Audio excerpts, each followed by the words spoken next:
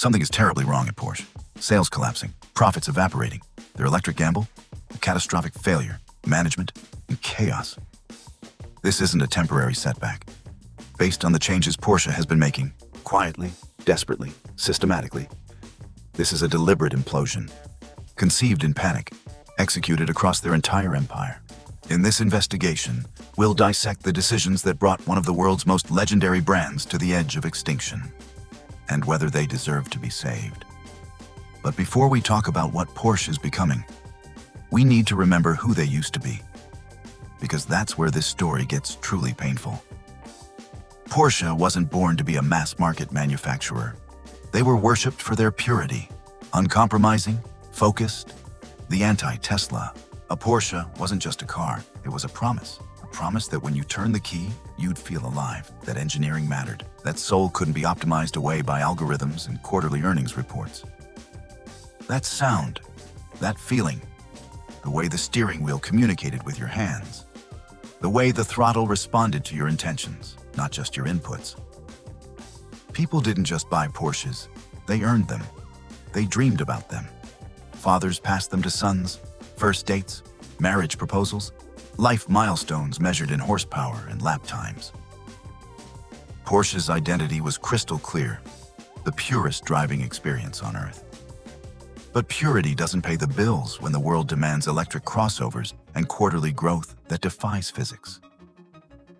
When survival instinct collides with identity, something has to break. And in recent years, everything broke at once. Most people think Porsche's crisis started with the Taycan's failure. They're wrong.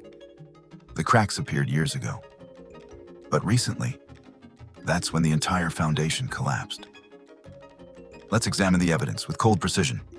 279,000 vehicles delivered in their most recent fiscal year. On the surface, respectable. But context destroys that illusion. This represents a systematic retreat across their most critical markets. 16,000 units of their flagship electric vehicle, a 22% freefall from the previous year. Think about what that number means. Porsche invested billions, not millions, billions, developing the Taycan. They promised shareholders it would be their gateway to the future. Instead, it became a monument to miscalculation. Sales down 26% in China. That's not a market correction. That's a mass exodus. China was Porsche's second largest market. Wealthy Chinese buyers treated Porsches like status totems. And in a single year, they abandoned the brand en masse. Germany, their home market, down 16%. Europe overall, down 13%. Even the people who built these cars, who live next to the factories, who bleed Porsche blue, stopped buying them. The only bright spot? The United States hit record sales. But here's the brutal truth. American loyalty couldn't compensate for the global apocalypse unfolding everywhere else. And you might be asking yourself, how did this happen? The Taycan didn't fail because it was a bad car. It failed because of something far more damaging. It had no soul. And in the luxury performance market, that's suicide. Let me take you inside the mind of a Porsche buyer today. Imagine you've worked for 15 years. You've sacrificed, delayed gratification, watched your friends buy SUVs and sedans while you saved. Because you had a dream, a Porsche. You walk into the dealership, heart pounding. This is the moment you fantasized about since you were 12 years old.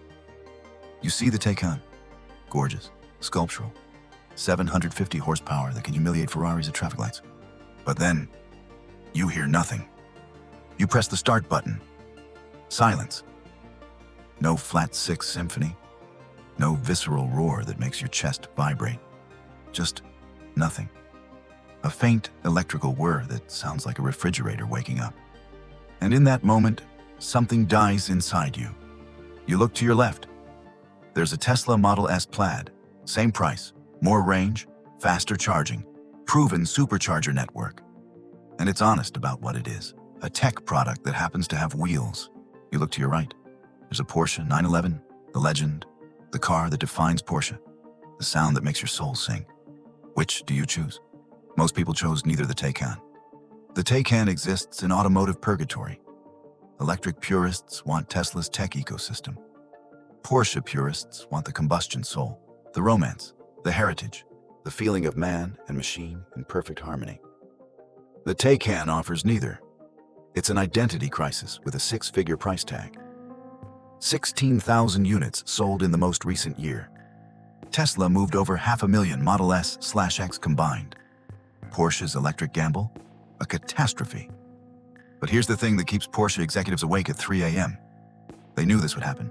Internal reports warned them. Focus groups were lukewarm. Engineers begged for more development time. They launched anyway. Why? Because the spreadsheet said they had to. Because regulators demanded it. Because Wall Street would punish them if they didn't. Porsche betrayed their soul to appease people who never cared about them in the first place. When a company bleeds this badly, heads roll.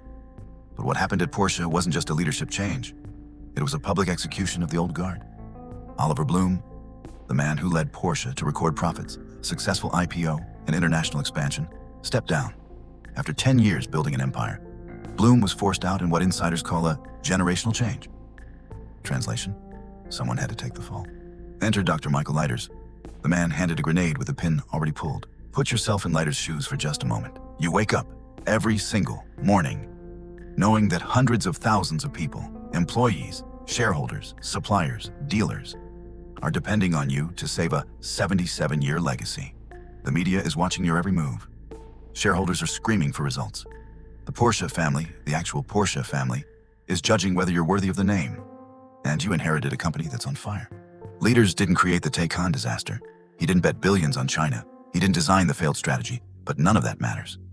History doesn't care about nuance. History will judge Michael Leiters on one question, and one question only.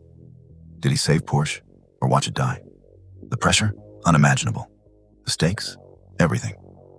Behind every quarterly report, every press release, every corporate euphemism, there are real people. Engineers who sacrificed years of their lives perfecting the Taycan, who believed in the vision, who trusted their leaders. Assembly line workers wondering if their jobs will exist in 6 months. Salespeople who can't look their families in the eye because their commissions have evaporated. When a company this size starts to fracture, the human cost is incalculable. But management chaos doesn't explain everything. What really destroyed Porsche is something more insidious. A perfect storm of catastrophic decisions, each one logical in isolation, fatal in combination. Let's dissect the fatal mistakes with surgical precision. Porsche bet that customers would embrace electric sports cars with the same passion they had for combustion engines. They were spectacularly wrong. The Taycan was technologically brilliant, but emotionally hollow. Porsche customers don't buy specifications. They buy feelings, heritage, legacy. The Taycan offered none of that. Luxury isn't rational. Performance isn't about 0 to 60 times. It's about the story you tell yourself when you drive it. Porsche forgot that, and the market punished them for it. For a decade, China was Porsche's ATM. Wealthy buyers worshipped German engineering. Sales down 26%. Why? China's economy is contracting. Luxury spending is collapsing. And Chinese consumers discovered something Porsche ignored. Domestic brands like NIO, BYD, and XPeng offer electric performance at half the price. Porsche watched, helpless, as their Chinese empire evaporated. The 718 Boxster and combustion Macan, two of their most profitable vehicles, suffered massive supply gaps. Customers wanted to buy them. Porsche couldn't deliver.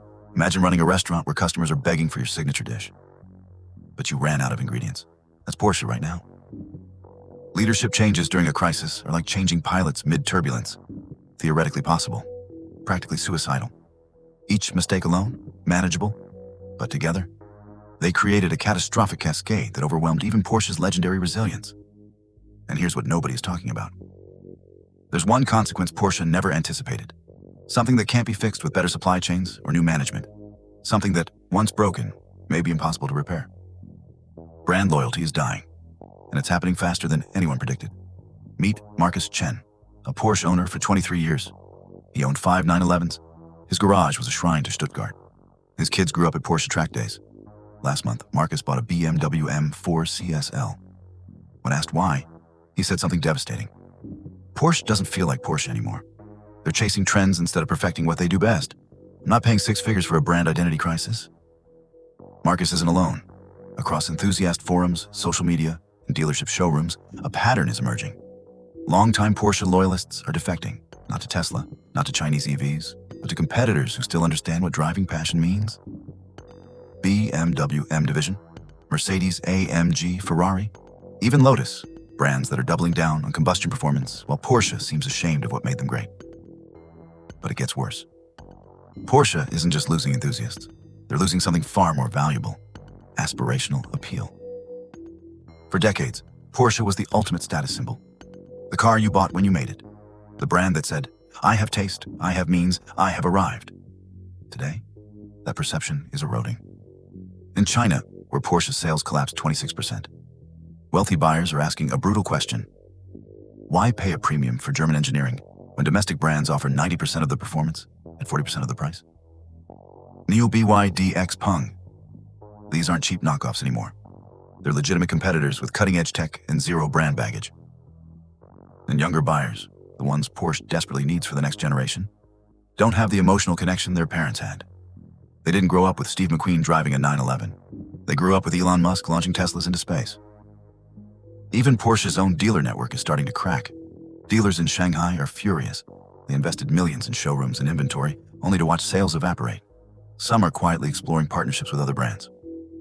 In Europe, dealers complain they can't get the combustion models customers want, but they have Taycans gathering dust on their lots. One dealer, speaking anonymously, said, "We're being asked to sell a vision nobody wants while the cars people are begging for never arrive. It's impossible." This is the invisible damage that doesn't show up in quarterly reports. Brand perception erosion is slow, silent, and lethal. Because once customers start questioning whether you're still worth it, once the prestige starts to fade, once loyalty breaks, you're not a luxury brand anymore. You're just another car company fighting for survival.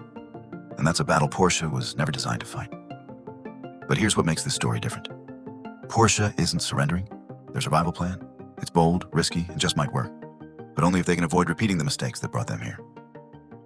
Under Michael Leiters, Porsche is executing a three-pronged strategy. Porsche is doubling down on what made them legendary. The 911, the combustion-powered soul that enthusiasts crave.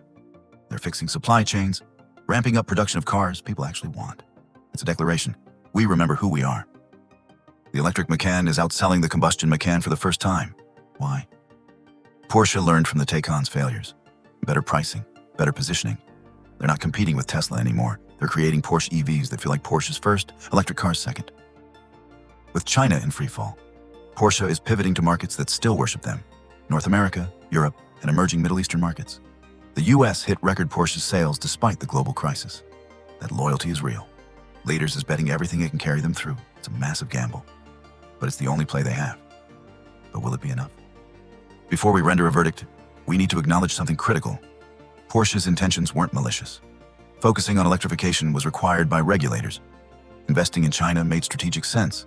Management changes were necessary. The problem wasn't the destination. It was the execution. They moved too fast, changed too much, forgot who they were in the pursuit of who they thought they needed to be. In business, as in life, you can optimize yourself into oblivion. So here's the truth about Porsche's crisis. This isn't about sales numbers. It's not about electric vehicles. It's not even about China. This is about what happens when legacy meets disruption. When a company that defined automotive soul for generations suddenly forgets what soul means. The Taycan wasn't a product failure. It was a philosophical betrayal. Porsche tried to become something it wasn't, and the market rejected them for it. But here's what gives me hope. Porsche has died before. In the 1990s, they nearly went bankrupt. Everyone wrote them off. And then they did something radical. They made the Cayenne, an SUV that purists hated, but that saved the company. History doesn't repeat, but it rhymes. Michael Leiters has the blueprint. He has the talent. He has the brand. The question isn't whether Porsche can survive. The question is whether they'll have the courage to remember who they are before it's too late. Now you understand the Porsche crisis. The numbers, the psychology, the loyalty collapse, the desperate fight for survival. But here's the bigger question no one's asking. Are you still buying cars based on brand names? Or are you buying the feeling they once represented? Because Porsche isn't alone. BMW, Mercedes, Audi, they're all fighting the same existential battle. And you? What would you do if you were Michael Leiters? Would you prioritize survival over soul? Or would you risk everything to stay true to what made Porsche? Drop your answer in the comments. And if this investigation made you think differently about the brands you trust, hit like and subscribe, because the automotive apocalypse is just getting started. Thanks for watching. And remember, in business, as in life, identity isn't negotiable.